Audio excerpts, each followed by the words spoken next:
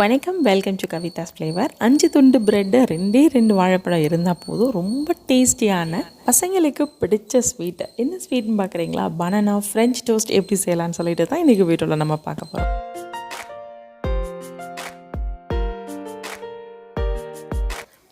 5 bread slice எடுத்துக்கலாம். வாழைப்பழம் நான் எடுத்துருக்கிறது செவ்வாழை எடுத்திருக்கேன். உங்ககிட்ட எந்த வாழைப்பழம் இருக்கோ அதை எடுத்துக்கலாம். இப்போ ஃபஸ்ட்டு இந்த பிரெட் ஸ்லைஸில் இருக்கிற ஓரங்களை கட் பண்ணி எடுத்துக்கலாம். இந்த ஸ்வீட் ரெசிபி செய்கிறதுக்கு பிரெட் ஸ்லைஸ் கொஞ்சம் பெரிய பிரெட் ஸ்லைஸ், நம்ம சாண்ட்விச்லாம் யூஸ் பண்ணுவோம் பாருங்கள், அந்த இது இருந்தால் ஈஸியாக இருக்கும். கட் பண்ண இந்த ப்ரெட்டை மெலிசாக கொஞ்சம் நம்ம திரட்டி எடுத்துக்கலாம்.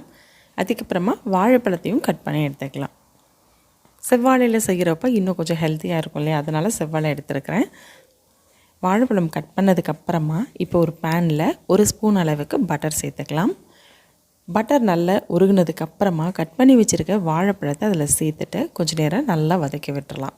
அது கொஞ்சம் கலர் சேஞ்ச் ஆனதுக்கப்புறமா 1 ஸ்பூன் அளவுக்கு பவுட்ரு பண்ணி வச்சுருக்க சுகர் அதில் சேர்த்துக்கலாம். வாழைப்பழம் சர்க்கரை ரெண்டுமே ஸ்டவ்வில் ஒரு 3 நிமிஷத்துக்கு இருக்கட்டும். நல்லா எல்லாமே மிக்ஸ் ஆனதுக்கப்புறமா தனியாக எடுத்து வச்சிடலாம். பிரெட் துண்டோட நடுப்பகுதியில் நம்ம ரெடி பண்ணி வச்சுருக்க பனானா ஸ்டஃபிங்கை வச்சுட்டு ஓரங்களை கொஞ்சமாக தண்ணி தொட்டு வச்சோம் அப்படின்னாலே நல்லா அதை ஒட்டிக்கிறோம். அப்படியே மடக்கி எடுத்துட வேண்டியதான். இதே மாதிரி மீதம் இருக்கிற பிரெட் துண்டுலையும் நம்ம ரெடி பண்ணி வச்சுக்கலாம். பிரெட் துண்டுகளை ரெடி பண்ணதுக்கப்புறமா இன்னொரு பவுலில் ஒரே ஒரு முட்டை உடச்சி ஊற்றிக்கலாம். அது கூடவே 1 ஸ்பூன் பொடிச்ச சர்க்கரை, கொஞ்சமாக பால் சேர்த்துட்டு இதை நல்லா கலந்து விட்டுடலாம். நம்ம இந்த ப்ரெட்டை டீப் ஃப்ரை பண்ண போகிறதில்ல, பேனில் டோஸ்ட் பண்ணி தான் எடுக்க போகிறோம். திருப்பி கொஞ்சமாக நம்ம பட்டர் சேர்த்துக்கலாம்.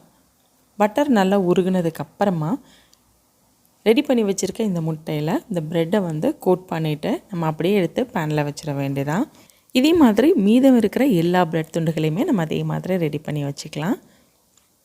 ஃப்ளேம் ரொம்ப ஹை ஃப்ளேமாக இல்லாமல் ஓரளவுக்கு மீடியம் ஃப்ளேம்லேயே இருக்கட்டும். ஒரு பக்கம் நல்லா வெந்து கலர் ப்ரௌனாக மாறினதுக்கப்புறமா இன்னொரு பக்கம் திருப்பி விட்டுறலாம். பட்டர்லேயே செஞ்சிங்க அப்படின்னா தான் சாப்பிட்றப்ப நல்ல ஒரு ஃப்ளேவரோடு இருக்கும். சாப்பிட்றதுக்கு ரொம்ப சாஃப்டாக அதோட ஃப்ளேவர் பனானாவோட ஃப்ளேவரோட ரொம்பவே நல்லாயிருக்கும். பசங்களுக்கெலாம் கொடுத்தீங்க அப்படின்னா ரொம்ப விரும்பி சாப்பிடுவாங்க.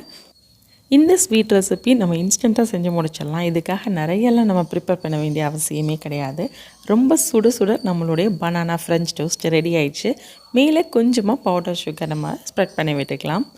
சுவையான ஈஸியான இந்த பனானா ஃப்ரெஞ்ச் டோஸ்ட்டை நீங்களும் உங்கள் வீட்டில் ட்ரை பண்ணி பார்த்துட்டு எப்படி இருக்குன்னு சொல்லுங்கள்.